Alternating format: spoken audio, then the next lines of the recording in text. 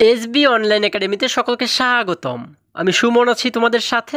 ছোট্ট বন্ধুরা, আজকে আমরা চতুর্থ শ্রেণীর 90 পৃষ্ঠার মধ্যে যে অঙ্কগুলো রয়েছে এগুলোকে সবচেয়ে সহজ নিয়মে কিভাবে করে সমাধান করা যায় এই বিষয়টি শিখব। চলো তাহলে শুরু করা যাক। বন্ধুরা, আমরা যদি 90 পৃষ্ঠার একদম উপরে লক্ষ্য করি, এখানে 8.4 বলা হয়েছে সমতুল ভগ্নাংশ। দেখো একটু নিচে লক্ষ্য করলে আমরা এখানে একটি প্রশ্নবোধক চিহ্ন দেখতে পাচ্ছি। এখানে বলা হয়েছে চলো সমতুল ভগ্নাংশ খুঁজে বের করি এবং এর সম্পর্কে ধারণা লাভ করি। আচ্ছা, আজকে আমরা শিখব সমতুল ভগ্নাংশ কি, তাই না? এই যে সমতুল কথাটি আমরা দেখতে পাচ্ছি, এই সমতুল কথার অর্থ হচ্ছে একই সমান, অর্থাৎ যে ভগ্নাংশগুলোর মান একই সমান সেই ভগ্নাংশগুলোকে বলা হয় সমতুল ভগ্নাংশ। খুবই সহজ, কিন্তু এই বিষয়টি তোমরা আরও ভালো করে বুঝবে যখন নিচের অঙ্কগুলোকে আমরা সমাধান করব। আচ্ছা দেখো, একটু নিচে যদি আমরা লক্ষ্য করি, এখানে 1 নম্বরে বলা হয়েছে রং করি এবং তুলনা করি। আচ্ছা দেখো, আমাদের শুরুতেই বলা হয়েছে 2-এর 1, তাই না? এখন এই যে 2-এর 1 আমরা দেখতে পাচ্ছি, এই পাশে যদি লক্ষ্য করি এখানে কিন্তু আমরা একটি চিত্র দেখতে পাচ্ছি। দেখো এই চিত্রটিকে কয়টি ভাগে ভাগ করা হয়েছে? 1টি ভাগ, 2টি ভাগ, তাই না? আচ্ছা, এখন এই 2টি ভাগ থেকে আমাদের যেহেতু বলা হয়েছে 2 ভাগের 1 ভাগ, তার মানে এই 2টি ভাগ থেকে আমরা কি করব? 1টি ভাগকে রং করব। হ্যাঁ, আচ্ছা দেখো, এই 1টি ভাগকে যদি আমরা রং করি, আমরা কি করলাম? এই 1 ভাগকে এখানে রং করে দিলাম, তাই না? তাহলে এই 1 ভাগকে আমরা বলতে পারি হচ্ছে কি 2 ভাগের 1 ভাগ, মানে 2-এর 1। ঠিক আছে, এই 2-এর 1 দ্বারা কিন্তু এটিকেই বোঝানো হয়েছে। এবার একই রকমভাবে যদি আমরা নিচের চিত্রটিকে লক্ষ্য করি, এখানে বলা হয়েছে কি 4-এর 2, অর্থাৎ 4 ভাগের 2 ভাগকে কিন্তু এবারে আমরা রং করব। দেখো এইখানে যে চিত্রটি দেখতে পাচ্ছি, এখানে কিন্তু 4টি ভাগ রয়েছে, 1 2 3 4। এই 4টি ভাগ থেকে আমরা রং করব কয়টি ভাগকে? 2টি ভাগকে, তাই না? আচ্ছা, তাহলে দেখো আমরা যদি 2টি ভাগকে রং করি, আমরা এই হচ্ছে 1টি ভাগকে রং করলাম এবং এই হচ্ছে আরও 1টি ভাগ, মানে এই 2টি ভাগকে কিন্তু আমরা রং করে দিলাম। তাহলে এই 2 ভাগকে আমরা বলতে পারি হচ্ছে 4 ভাগের 2 ভাগ, মানে 4-এর 2। এরপরে আরেকটু নিচে লক্ষ্য করলে আমরা দেখতে পাচ্ছি এখানে বলা হয়েছে 6-এর 3, অর্থাৎ 6 ভাগের 3 ভাগকে কিন্তু আমাদের এবার রং করতে হবে, তাই না? আচ্ছা দেখো তো এখানে 6টি ঘর রয়েছে কিনা, 1 2 3 4 5 6। আমরা কিন্তু এখানে 6টি ভাগ দেখতে পাচ্ছি, তাই না? তাহলে এই 6 ভাগের মধ্যে আমরা রং করবো কয় ভাগকে? 3 ভাগকে। দেখো 1 ভাগ, তারপরে হচ্ছে 2 ভাগ এবং আমরা আরও একটি ভাগকে, অর্থাৎ 3টি ভাগকে যে এখানে কিন্তু আমরা রং করে দিলাম। তাহলে এই 3 ভাগকে আমরা বলতে পারি 6 ভাগের 3 ভাগ, মানে 6-এর 3। এরপরে যদি আরেকটু নিচে লক্ষ্য করি, এখানে বলা হয়েছে 8-এর 4, অর্থাৎ 8 ভাগের 4 ভাগকে কিন্তু আমাদের এবারে রং করতে হবে। আমরা এবারে যদি একটু লক্ষ্য করি, এখানে 8টি ভাগ রয়েছে কিনা, 1 2 3 4 5 6 7 8। হ্যাঁ, এখানে কিন্তু 8টি ভাগ রয়েছে। তাহলে 8 ভাগ থেকে আমরা রং করবো কয় ভাগকে? 4 ভাগকে। দেখো এই হচ্ছে 1 ভাগ, এই 2 ভাগ, এই হলো 3 ভাগ এবং সর্বশেষ এই হলো 4 ভাগ, অর্থাৎ এই 4টি ভাগকে কিন্তু আমরা রং করে ফেললাম। তাহলে এই 4 ভাগকে আমরা বলতে পারি কি 8 ভাগের 4 ভাগ, মানে 8-এর 4। এরপরে সর্বশেষ আমাদের বলা হয়েছে 10-এর 5, মানে 10 ভাগের 5 ভাগকে কিন্তু এবারে আমাদের রং করতে বলা হয়েছে, তাই না? এখন দেখো তো এখানে 10টি ভাগ রয়েছে কিনা, 1 2 3 4 5 6 7 8 9 10। হ্যাঁ, এখানে কিন্তু 10টি ভাগ আমরা দেখতে পাচ্ছি। তাহলে এখান থেকে 5 ভাগকে যদি আমরা রং করি, দেখো উপরে যেহেতু 5 রয়েছে, আমরা যদি 5টি ভাগকে রং করি, 1টি ভাগ, 2টি ভাগ, 3টি ভাগ, 4টি ভাগ, 5টি ভাগ। দেখো খুবই মজার কিন্তু অঙ্কগুলো, তাই না? আচ্ছা, এই যে 5টি ভাগকে আমরা রং করলাম, এটিকে আমরা কি বলতে পারি? হ্যাঁ, তোমরা ঠিকই ধরেছো, এটিকে কিন্তু আমরা বলতে পারি 10 ভাগের 5 ভাগ, মানে 10-এর 5। এবারে মজার যে বিষয়টি হলো সেটি হচ্ছে, দেখো আমরা এইখানে এই পাশে যে ভগ্নাংশগুলো আমরা দেখতে পাচ্ছি, 2-এর 1 4-এর 2 6-এর 3 8-এর 4 10-এর 5, এই প্রত্যেকটি ভগ্নাংশ কি আলাদা আলাদা মনে হচ্ছে না আমাদের কাছে? আমরা কিন্তু দেখতে পাচ্ছি প্রত্যেকটি আলাদা আলাদা ভগ্নাংশ, কিন্তু মজার বিষয় হচ্ছে এই প্রত্যেকটি ভগ্নাংশের কিন্তু মান একই। ঠিক আছে, কিভাবে? দেখো আমরা এই প্রথমে যদি লক্ষ্য করি, এখানে বলা হয়েছে কি 2-এর 1, অর্থাৎ 2 ভাগের 1 ভাগকে কিন্তু আমরা রং করেছিলাম, তাই না? কিন্তু এই 2 ভাগের 1 ভাগকে যখন আমরা রং করলাম, তখন আমরা এই 1 ভাগকে কি বলতে পারি? এই 1 ভাগকে কিন্তু আমরা বলতে পারি অর্ধেক, তাই না? দেখো আমরা কিন্তু এই অর্ধেককে রং করেছি। আবার যখন আমরা 4 ভাগের 2 ভাগকে রং করেছি, অর্থাৎ এই 4 ভাগের 2 ভাগকে যখন রং করেছি, তখনও কিন্তু দেখো অর্ধেককেই রং করা হয়েছে, অর্থাৎ এই সমান এতটুকুকেই কিন্তু রং করা হয়েছে, তাই না? একই পরিমাণ, দেখো একই পরিমাণ চিত্রই কিন্তু আমরা এখানে রং করেছি, এখানেও অর্ধেক, এখানেও অর্ধেক। এরপর যখন 6 ভাগের 3 ভাগকে আমরা রং করলাম, এখানে 6 ভাগের 3 ভাগকে যখন রং করলাম, তখনও কিন্তু দেখো এই অর্ধেককেই আমরা রং করেছি। আবার 8/4 যখন রং করলাম তখনও কিন্তু দেখো এই পুরোটার অর্ধেককেই রং করা হয়েছে। আবার 10/5 যখন রং করেছি তখনই কিন্তু দেখো এইখানে অর্ধেকটাকেই রং করা হয়েছে, তাই না? তার মানে এখানে প্রত্যেকটিকেই কিন্তু আমরা দেখতে পাচ্ছি অর্ধেক রং করা হয়েছে। তার মানে কিন্তু আমরা বুঝতে পারি এখানে প্রত্যেকটি ভগ্নাংশই কি একই সমান, মানে এই প্রত্যেকটি ভগ্নাংশকেই বলা হয় সমতুল ভগ্নাংশ। দেখো কত সহজ বিষয়টি, তাই না?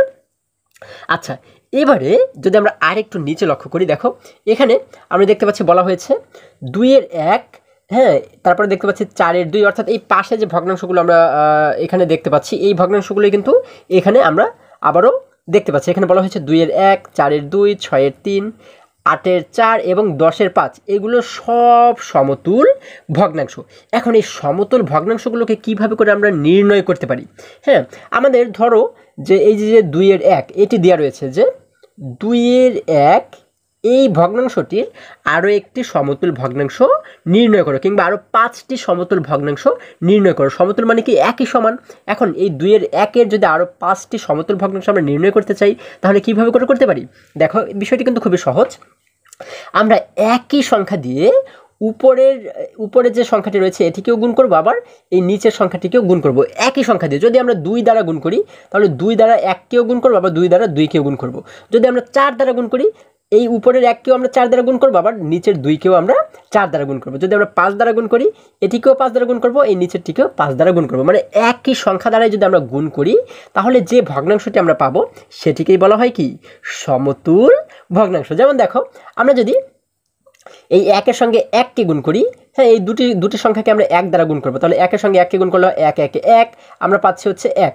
আবার এই 2-এর সঙ্গে যদি আমরা 1কে গুণ করি তাহলে হবে কি 2 1 2, অর্থাৎ এই 2-এর 1ই হবে। হ্যাঁ, 1 দ্বারা কিন্তু আমরা গুণ করবো না, 1-এর পরে যে সংখ্যাগুলো রয়েছে সেগুলো দ্বারা গুণ করবো। যেমন 1-এর সঙ্গে যদি আমরা 2কে গুণ করি তাহলে হয় 2 1 2। এই দেখো উপরে কিন্তু আমরা দেখতে পাচ্ছি 2 1 2। এবার এই 2কেও যদি আমরা 2 দ্বারা গুণ করি, আমরা কিন্তু এই দুটি সংখ্যাকেই 2 দ্বারা গুণ করবো। 2কে 2 দ্বারা গুণ করলে হয় 2 2 4। দেখো এই নিচে কিন্তু আমরা দেখতে পাচ্ছি 4। এই ভগ্নাংশটি কিন্তু আমরা পাচ্ছি 2 দ্বারা গুণ করে। এবারে এই দুটি সংখ্যাকে যদি আমরা 3 দ্বারা গুণ করি, দেখো 3 দ্বারা যদি গুণ করি, 3 দ্বারা 1কে গুণ করলে হয় 3 1 3, এই যে উপরে আমরা লিখে দিলাম 3। 3 দ্বারা 2কে গুণ করলে হয় 3 2 6, আমরা নিচে লিখে দিলাম 6। অর্থাৎ আমাদের কিন্তু একই সংখ্যা দ্বারাই এই দুটিকেই গুণ করতে হবে। এবার যদি আমরা 4 দ্বারা গুণ করি, দেখো 4 দ্বারা যদি আমরা এই দুটিকেই গুণ করি, 4 দ্বারা 1কে গুণ করলে হয় 4 1 4, উপরে দেখতে পাচ্ছি 4। 4 দ্বারা 2কে গুণ করলে হয় 4 2 8, আমরা নিচে দেখতে পাচ্ছি 8। এইভাবে করে একই সংখ্যা দ্বারাই যখন আমরা উপরে এবং নিচে দুটি সংখ্যাকেই গুণ করব তখন যে ভগ্নাংশটি আমরা পাবো সেটিকেই বলা হয় কি সমতুল ভগ্নাংশ। খুবই সহজ কিন্তু, তাই না? আচ্ছা, তাহলে এই যে দেখো এই নিচে আমরা দেখতে পাচ্ছি 2/1 সমান 4/2 সমান 6/3 সমান 8/4 সমান 10/5। এই যে মাঝখানে সমান চিহ্নগুলো আমরা দেখতে পাচ্ছি, এই সমান দ্বারা কি বোঝানো হয়েছে? এই সমান দ্বারা কিন্তু বোঝানো হয়েছে এখানে প্রত্যেকটি ভগ্নাংশই কি একই সমান, মানে কেউ কারো চেয়ে ছোটও না, আবার কেউ কারো চেয়ে বড়ও না, প্রত্যেকটি ভগ্নাংশই কিন্তু এখানে সমান। ঠিক আছে, যার কারণে কিন্তু এগুলোকে বলা হয় সমতুল ভগ্নাংশ। এবারে যদি আমরা আরেকটু নিচে লক্ষ্য করি, দেখো এখানে 1 নম্বর বলা হয়েছে পরের পৃষ্ঠার সংখ্যা রেখা ব্যবহার করে সমতুল ভগ্নাংশ খুঁজে বের করো এবং সমান চিহ্ন দ্বারা চিহ্নিত করো। আচ্ছা, আমাদের কিন্তু এবারে সমতুল ভগ্নাংশ খুঁজে বের করতে বলা হয়েছে এবং সমান চিহ্ন দ্বারা চিহ্নিত করতে বলা হয়েছে, তাই না? আচ্ছা দেখো 1 নম্বর যদি আমরা লক্ষ্য করি, এখানে বলা হয়েছে 3/1 এর সমতুল ভগ্নাংশ বের করো। তাহলে 3/1 এর সমতুল ভগ্নাংশ আমরা কীভাবে বের করতে পারি? আমরা কিন্তু খুব সহজেই বের করতে পারি, তাই না? আমরা কি জানি যে এই দুটি সংখ্যাকেই একটি সংখ্যা দ্বারা গুণ করব। যেমন আমরা যদি 2 দ্বারা গুণ করি, দেখো আমরা একটি মাঝখানে প্রথমে একটি দাগ দিলাম। এবারে 2 দ্বারা যদি আমরা গুণ করি, 2 দ্বারা আমরা 1কেও গুণ করবো, 2 দ্বারা 3কেও গুণ করবো। 2 দ্বারা 1কে গুণ করলে হয় 2 1 2, তার মানে আমরা উপরে লিখবো হচ্ছে 2। আবার 2 দ্বারা 3কে গুণ করলে হয় 3 2 6, আমরা কিন্তু নিচে লিখে দেবো 6। তাহলে এই যে 6/2 পাচ্ছি, এটি হচ্ছে কি এই 3/1 সমতুল ভগ্নাংশ, তাই না? আবার যদি আমরা আরও একটি সমতুল ভগ্নাংশ নির্ণয় করি, দেখো তাহলে আমরা কি লিখতে পারি? আমরা এখানে একটু সমান চিহ্ন দিব, তাই না? কারণ আমাদের কিন্তু সমান চিহ্ন দিয়ে চিহ্নিত করতে বলা হয়েছে, তাই না? আচ্ছা, তাহলে আমরা একটি সমান চিহ্ন দিলাম। এরপরে আরও একটি সমতুল ভগ্নাংশ যদি আমরা বের করি, আমরা 2 দ্বারা গুণ করেছি, তাই না? এবার যদি আমরা 3 দ্বারা গুণ করি, দেখো 3 দ্বারা 1কে গুণ করলে হয় 3 1 3, তার মানে আমরা উপরে লিখবো হচ্ছে 3, এবং 3 দ্বারা নিচের 3কে গুণ করলে হয় 3 3 9, আমরা নিচে লিখে দেবো 9। তাহলে এই যে 9/3 পাচ্ছি, এটি হচ্ছে কি এটিও কিন্তু একটি সমতুল ভগ্নাংশ। এইভাবে করে কিন্তু আমরা সমতুল ভগ্নাংশগুলোকে খুব সহজেই নির্ণয় করতে পারি, তাই না?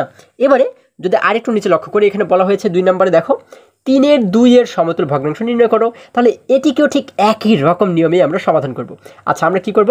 আমরা প্রথমে এই দুটি সংখ্যাকে যদি আমরা 2 দ্বারা গুণ করি, তোমাদের যেটি মন চায়, যে সংখ্যা দ্বারা গুণ করতে ইচ্ছে করবে সেই সংখ্যা দ্বারাই কিন্তু গুণ করতে পারো। আমি যেমন 2 এবং 3 দ্বারা গুণ করে দেখিয়েছি, এর মানে কিন্তু এই না যে তোমরাও 2 এবং 3 দ্বারাই গুণ করবে, মানে 2 এবং 3 দ্বারাই গুণ করতেই হবে এমন কিন্তু কোনো কথা না। হ্যাঁ, তোমাদের যে সংখ্যা ভালো লাগে সেই সংখ্যা দ্বারাই কিন্তু এই দুটিকেই গুণ করতে পারো। আচ্ছা, আমরা যদি উপরের 2 এর সঙ্গে 2 দ্বারা যদি আমরা গুণ করি, দেখো 2 দ্বারা আমরা দুটিকেই গুণ করব। 2 দ্বারা 2কে গুণ করলে হয় 2 2 4, তাই না? আমরা উপরে লিখে দেবো হচ্ছে 4, এবং 2 দ্বারা 3কে গুণ করলে হয় 3 2 6, আমরা লিখে দেব 6। তাহলে আমরা পাচ্ছি কি 6-এর 4। এটি হচ্ছে কি একটি সমতুল ভগ্নাংশ। তারপরে আমরা একটি সমান চিহ্ন দিয়ে এখন যদি আমরা আরও একটি সমতুল ভগ্নাংশ আমরা নির্ণয় করি, দেখো আমরা এবারে 3 দ্বারা যদি এই দুটিকে গুণ করি, 3 দ্বারা উপরে 2কে গুণ করলে হয় 3 2 6, আমরা উপরে লিখে দেব 6, এবং 3 দ্বারা 3কে গুণ করলে হয় 3 3 9, আমরা নিচে লিখে দেব 9। তাহলে এই যে ভগ্নাংশগুলো আমরা বের করলাম, এই প্রত্যেকটি হচ্ছে কি 3-এর 2-এর সমতুল ভগ্নাংশ, অর্থাৎ এই ভগ্নাংশটির সমতুল ভগ্নাংশ, মানে একই সমান ভগ্নাংশ, তাই না? এরপরে যদি আমরা আরেকটু নিচে লক্ষ্য করি, দেখো এখানে 3 নম্বরে বলা হয়েছে সমতুল ভগ্নাংশের অন্যান্য উদাহরণগুলো খুঁজে বের করো। আচ্ছা, তাহলে আমরা এবারে কি করতে পারি? আমরা আরও কিছু সমতুল ভগ্নাংশ এখানে নির্ণয় করতে পারি। হ্যাঁ, যেমন দেখো আমরা যদি 4-এর 2 এটির সমতুল ভগ্নাংশ নির্ণয় করে আমরা যদি কিছু সমতুল ভগ্নাংশ নির্ণয় করি, দেখো আমরা একটা সমান চিহ্ন দেবো, তাই না? কারণ সমান চিহ্ন দ্বারাই কিন্তু আমাদের চিহ্নিত করতে বলা হয়েছে। এখন এই দুটিকে যদি আমরা 3 দ্বারা গুণ করি, ধরো আমরা 3 দ্বারা যদি এই দুটিকে গুণ করি, 3 দ্বারা 2কে গুণ করলে হয় 3 2 6, আমরা উপরে লিখে দেবো 6। 3 দ্বারা 4কে গুণ করলে হয় 4 12, তাই না? আমরা নিচে লিখে দেবো 12। আচ্ছা, এরপর আরও একটি সমান চিহ্ন দিলাম। এবার যদি আরও একটি সমতুল ভগ্নাংশ আমরা বের করি, দেখো আমরা এবারে 4 দ্বারা গুণ করলাম। ধরো 4 দ্বারা আমরা এই দুটিকেই গুণ করবো। 4 দ্বারা 2কে গুণ করলে হয় 4 2 8, এবং 4 দ্বারা 4কে গুণ করলে হয় 4 4 16, তাই না? আমরা নিচে লিখে দিলাম 16। আচ্ছা, এইভাবে করে কিন্তু আমরা আরও কিছু ভগ্নাংশ চাইলে এখানে নির্ণয় করতে পারি। তাহলে এইভাবে করে কিন্তু আমরা যে কোনো ভগ্নাংশের সমতুল ভগ্নাংশগুলোকে নির্ণয় করতে পারি। আশা করি আজকে প্রত্যেকটি অঙ্ক তোমরা খুবই সহজ এবং খুবই মজায় শিখতে পেরেছো। বন্ধুরা, আজকে আমাদের এই পর্যন্তই। আবারও দেখা হবে পরবর্তী ভিডিওতে। সকলে ভালো থাকো, সুস্থ সবল থাকো, এই কামনা করে শেষ করছি। ধন্যবাদ সকলকে।